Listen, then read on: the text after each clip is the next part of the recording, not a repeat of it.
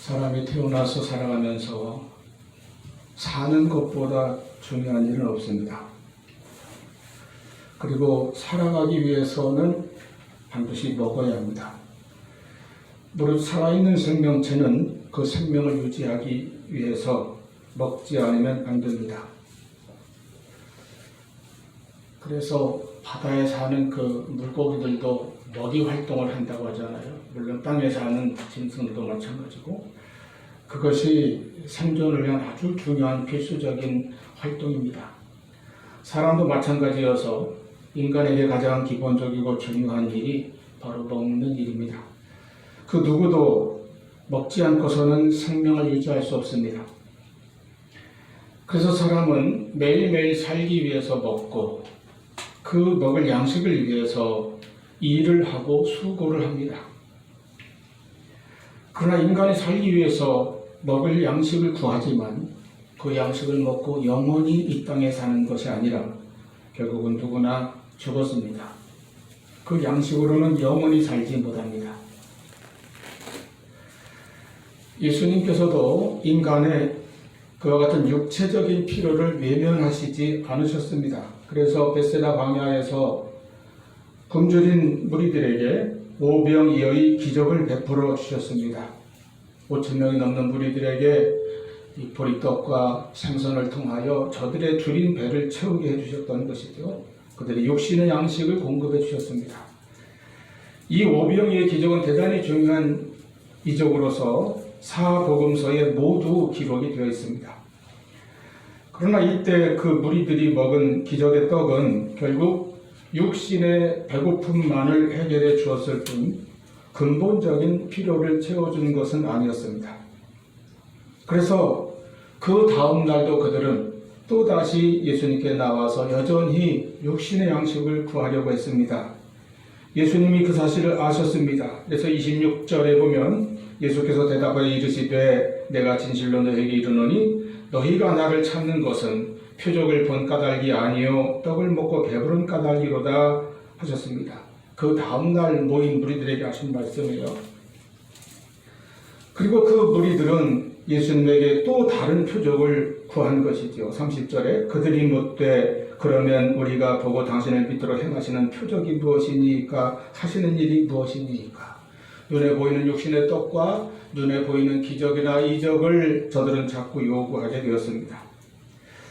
그러면서 그들은 과거 구약시대 출애굽한 이스라엘 백성들이 광야에서 먹었던 그 만나를 떠올렸습니다. 31절에 기록된 바 하늘에서 그들에게 떡을 주어 먹게 하였다 함과 같이 우리 조상들은 광야에서 만나를 먹었나이다.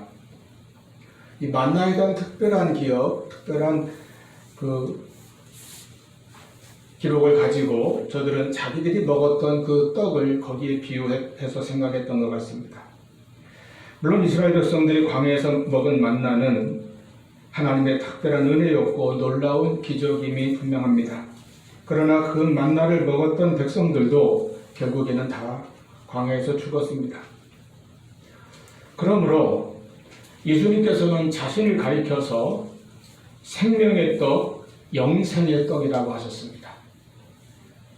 오늘 본문은 아까 말씀드린 대로 오병이어의 기적의 그 떡을 먹은 이후에 그 다음 날 또다시 육신의 떡, 세상의 떡을 먹기 위해 찾아 나온 무리들에게 주신 말씀인데 이때 예수님께서 바로 영적인 양식에 대해서 영적인 떡, 생명의 떡에 대해서 말씀을 하십니다. 요한복음 6장이 굉장히 깁니다. 이 긴 말씀 앞에는 오병이어에 대한 기적이 기록되어 있는데 15절까지입니다. 그리고 이 영적인 양식, 생명의 양식에 대한 말씀은 22절부터 59절까지 그 오병이어의 기적보다 2배가 더 넘는 그런 분량으로 기록되어 있습니다. 예수님은 배고픈 무리들에게 육신의 떡을 주셨을 뿐만 아니라 그 다음 날은 그들에게 하늘의 떡, 영적인 떡을 주시기를 이렇게 원하셨던 것입니다. 예수님은 인간을 위해서 자신을 내어주시면서 말씀하시기를 내가 생명의 떡이니 나를 먹으라. 그리하면 살리라 하셨습니다. 47절, 48절 진실로 진실로 너에게 이르노니 믿는 자는 영생을 가졌나니 내가 곧 생명의 떡이니라. 아까 그 무리들이 과거 출애굽 시대 이스라엘 백성들이 만나를 먹은 일에 대해 이야기했는데 그에 대해 주님이 답하셨습니다. 49절 너희 조상들은 광야에서 만나를 먹어서도 죽었거니와 50절 생명의 떡은 하늘에서 내려오는 떡인데 사람으로 하여금 먹고 죽지 않게 하는 것이니라. 이 하늘에서 내려온 생명의 떡이 바로 예수님입니다. 예수님이 주시는 영생의 구원입니다. 예수님은 우리가 아는 대로 베들레헴에서 탄생하셔서 말 구유에 누워졌습니다.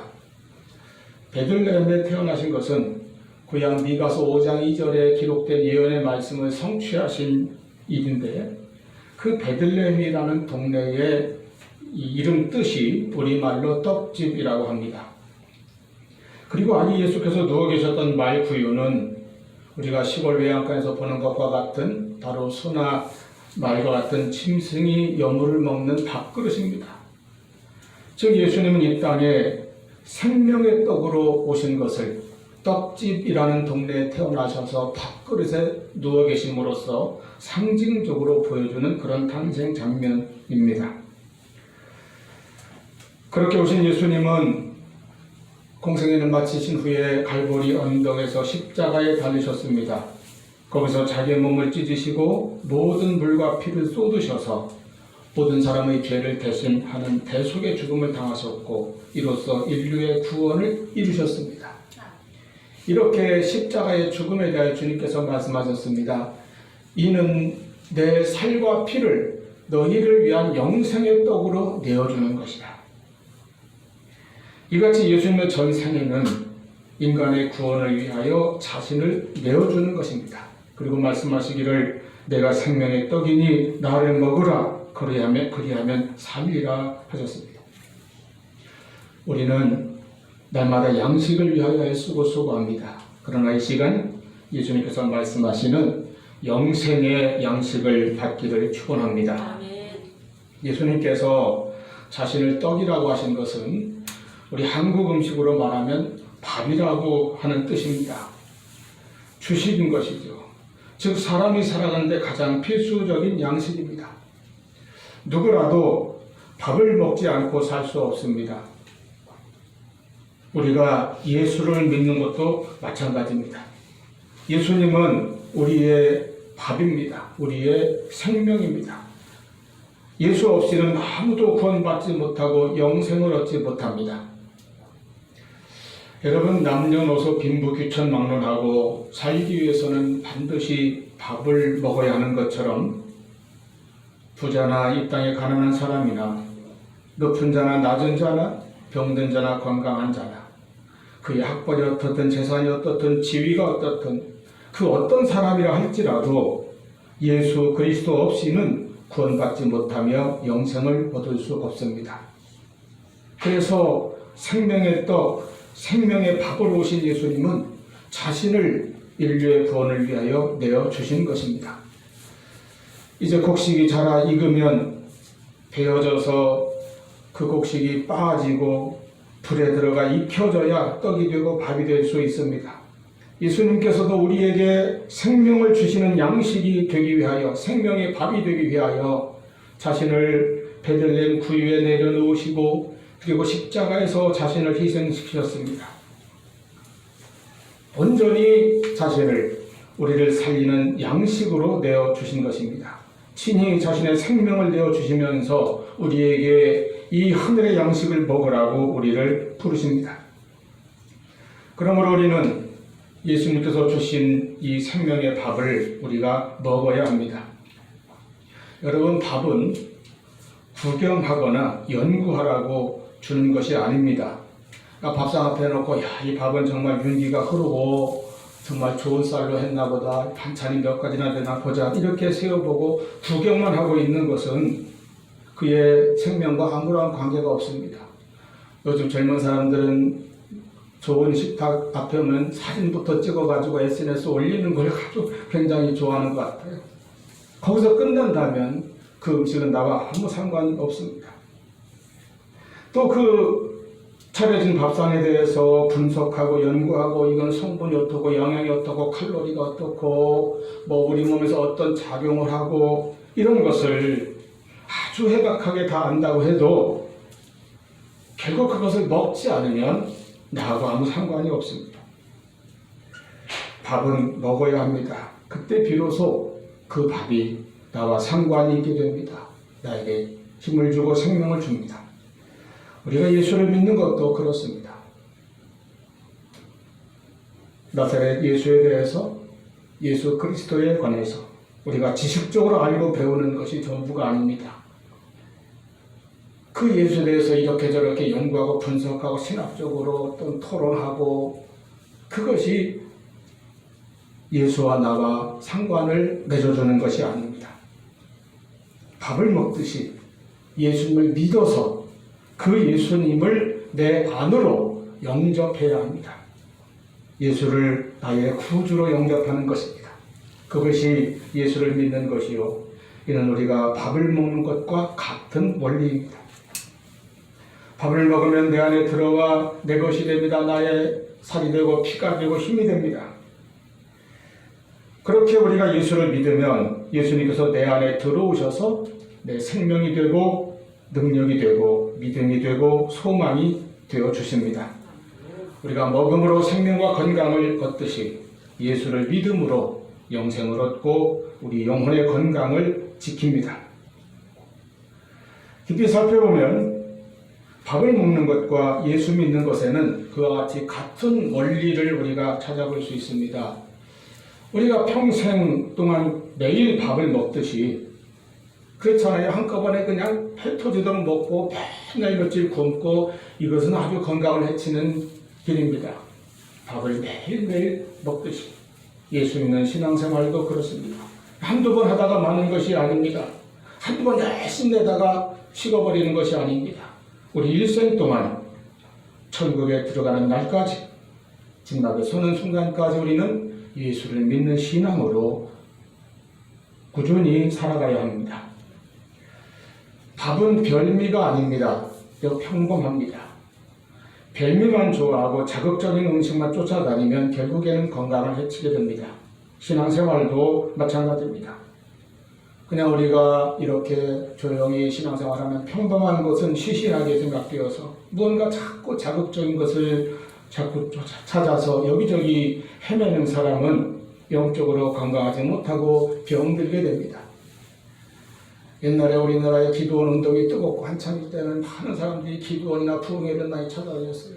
요즘은 시대가 좀 달라졌으니까 또 무슨 뭐라 그래요? 그 우리가 만드는 거 동영상 그런 걸 그렇게 찾아다니면서 보다 더 짜릿한 것, 감각적인 것, 자극적인 것, 신기한 것, 특별한 것 없나를 매우 찾습니다. 이런 것들이 우리에게 결코 영적인 건강을 보장해 주지 않습니다. 매일 밥을 먹듯이 우리의 예배와 말씀과 기도로 성실하게 신앙생활을 하면 신실하신 하나님께서 기뻐하시고 우리에게 필요한 은혜와 복을 내려주실 것입니다. 또한 밥은 남이 대신 먹어줄 수 없습니다. 내가 먹어야 내가 살 수 있습니다. 부모나 아내나 남편이 또는 친구가 이웃이 내 대신 예수를 믿어주어서 구원받을 수 있는 것이 아닙니다. 예수는 내가 믿어야 합니다. 내가 믿어서 내가 구원을 받고 영생을 얻습니다.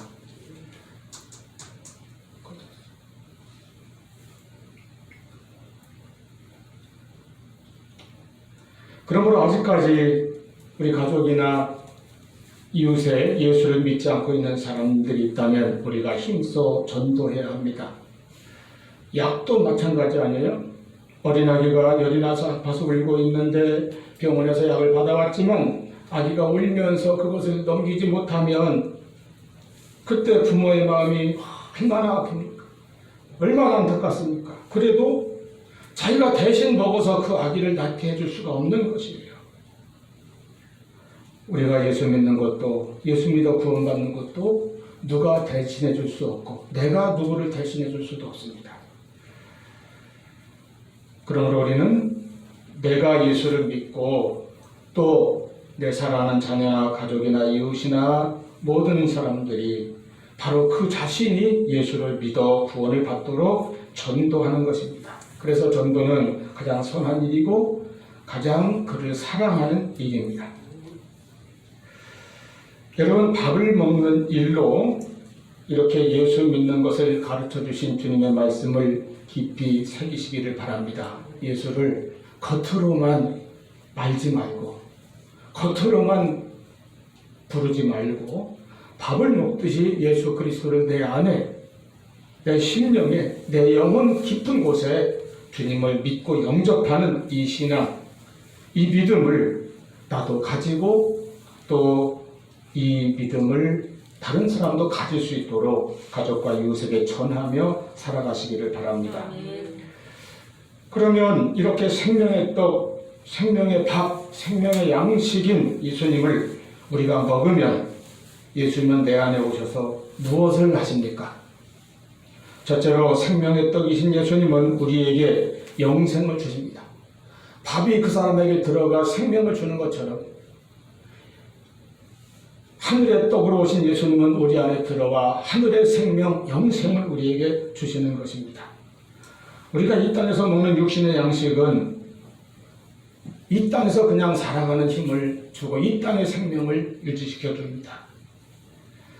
그래서 예수님께서는 너희가 영생을 얻으려면 썩지 않는 영생의 양식을 구하라고 말씀하십니다. 27절, 썩는 양식을 위하여 일하지 말고 영생하도록 있는 양식을 위해서 하라. 이 양식은 인자가 너에게 주리라 하셨습니다. 그 영생의 양식은 예수님이 주시는데 바로 예수님 자신이, 예수님의 생명이 곧 영생의 양식, 영생의 떡입니다. 하늘로서 온 떡입니다. 이렇게 오신 예수님이 자신의 생명을 십자가에 내어 주심으로 우리에게 영생을 주셨습니다. 그러므로 나를 위해 십자가에 달리신 예수님을 믿는 것이 바로 영생의 떡을 먹는 것입니다. 그 예수님의 십자가와 부활의 복음을 내가 믿고 받아들이는 것이 영생을 얻는 길인 것입니다.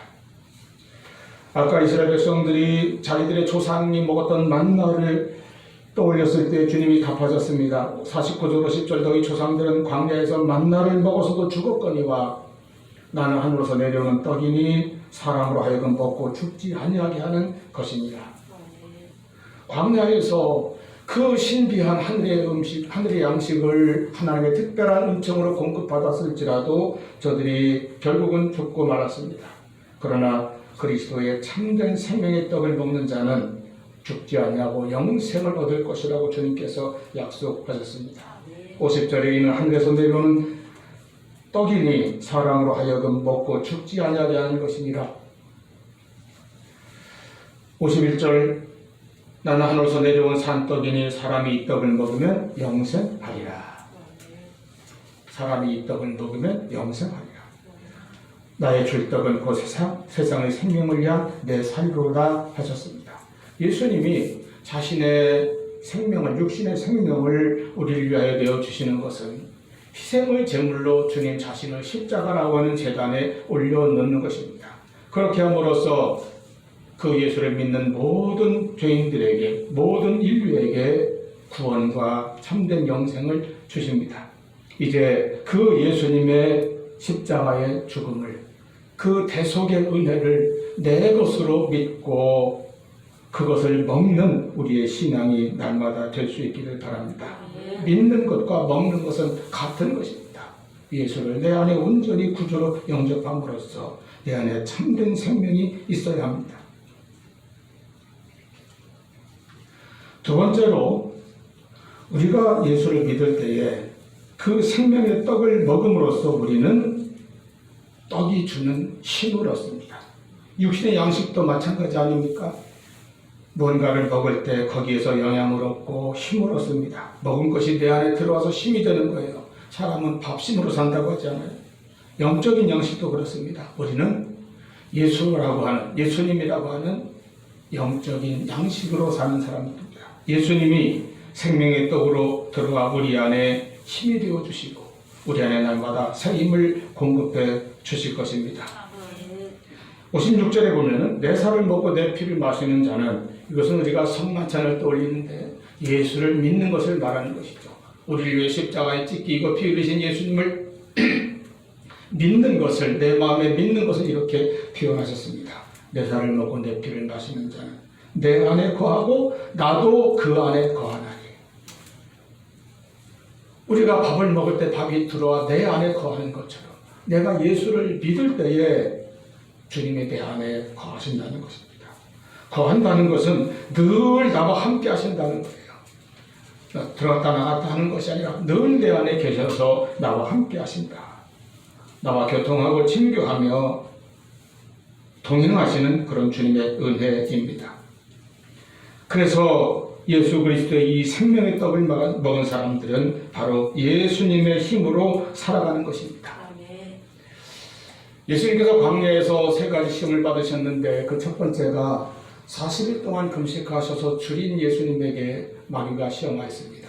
널려있는 돌들을 가리키며 이 돌들로 떡덩이가 되게 하라. 얼마나 강렬한 유혹입니까? 그때 주님께서 대답하셨습니다. 기록된 바 사람이 떡으로만 사는 것이 아니라 하나님의 입에서 나오는 모든 말씀으로 살 것이라. 아멘. 육신의 양식이 아니라 하나님의 말씀이 나에게 양식이 되고 힘이 된다는 것입니다. 그와 같이 우리도 예수 그리스도의 복음, 예수의 생명, 예수의 은혜가 나에게 힘이 되고 능력이 되는 그런 역사가 우리에게 있기를 바랍니다. 아멘. 여러분, 우리가 이 땅에 살면서 무슨 힘으로 살아가고 있습니까? 무슨 힘에 의지하여 살아가고 있습니까? 돈의 힘입니까? 권력의 힘입니까? 아니면 어떤 배경이나 사람의 도움을 의지하고 힘으로 삼고 살아갑니까? 그런 것이 좀 내 안에 혹은 내 뒤에 있으면 든든하고 힘이 있는 것 같은데, 그런 것이 없어지면, 그런 것이 부족해지면 위축되고 힘이 빠지고 뭔가 불안하고 그렇습니까? 우리 성도가 살아가는 진정한 힘은 예수 그리스도의 생명이, 예수 그리스도의 그 복음의 능력이 내 안에 있을 때에, 우리가 그 생명의 떡을 먹고 수생할 때에 내 안에서 하나님께서 주시는 놀라운 영적인 능력, 영적인 힘을 가지고 우리는 살아갈 수 있을 것입니다. 시편 기자의 고백처럼 내 영혼아 내가 어찌하여 낙심하며 어찌하여 내 속에서 불안하여 하는고, 너는 하나님을 바라라. 나는 내 얼굴을 도우신 하나님을 인하여 오히려 찬송하리로다. 우리가 이 땅의 것을 의지하고 이 땅의 것을 힘으로 삼으면 때때로 염려하고 불안한 것을 우리가 억제할 수 없습니다. 그러나 우리가 하나님을 바라고 내 안에 주시는 예수 그리스도의 힘과 능력을 의지하며 살아갈 때에 우리 속에서 영적인 힘이 솟아나와서 이사야 40장 30절 말씀처럼 하나님을 앙망하는 자 독수리가 날개쯤에 올라가는 것처럼 피곤치 아니하고 곤비치 아니하며 걸어가도 달려가도 피곤치 아니하는 그런 새 힘을 얻어서 살아갈 수 있을 것입니다. 철저하게 예수 믿는 그 믿음으로 신앙의 능력으로 살아가는 우리 모두가 될 수 있기를 바랍니다. 세 번째로 생명의 떡은 우리에게 사명을 줍니다. 사람이 밥을 먹으면 그 밥을 먹음으로써 거기에서 힘을 얻고 그 다음에는 열심히 일을 하며 삽니다. 그때 우리는 밥값을 한다 그래요. 우리가 일상 대화에서 그런 말 종종 하잖아요. 이제 먹었으니까 밥값을 해야지, 먹은 값을 해야지. 그게 사람의 사는 길입니다.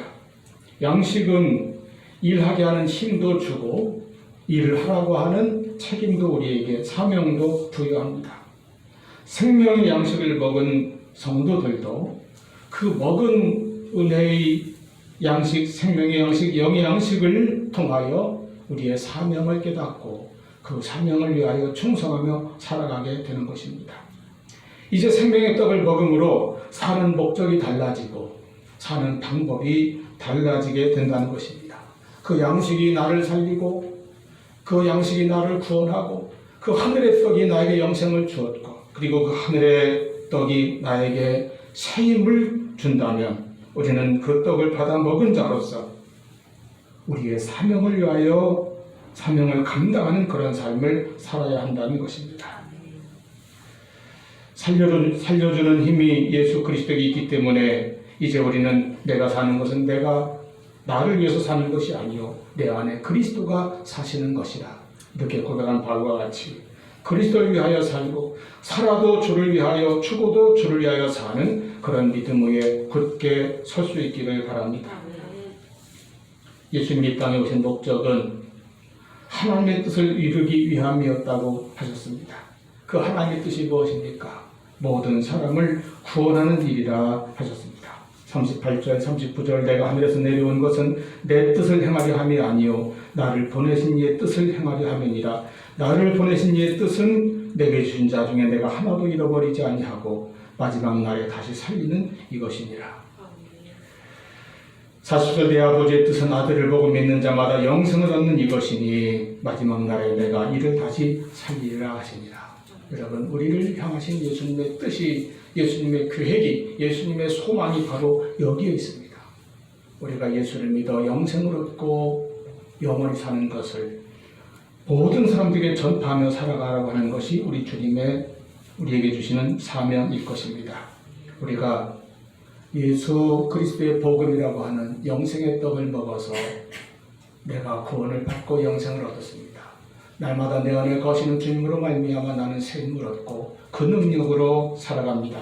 이제는 그 예수의 이름에 합당한 예수의 영의 생명에 합당한 사명을 위해서 우리가 보다 더 충실하게 또 충성하며 살아가는 우리 모두가 될 수 있기를 바랍니다. 내 사명을 깨닫고 교회를 위해서 봉사하고 또 나아가서 전도하고 사랑하며 영혼 구원하는 사명을 잘 감당하는 우리 모두가 될 수 있기를 축원합니다. 기도하시겠습니다.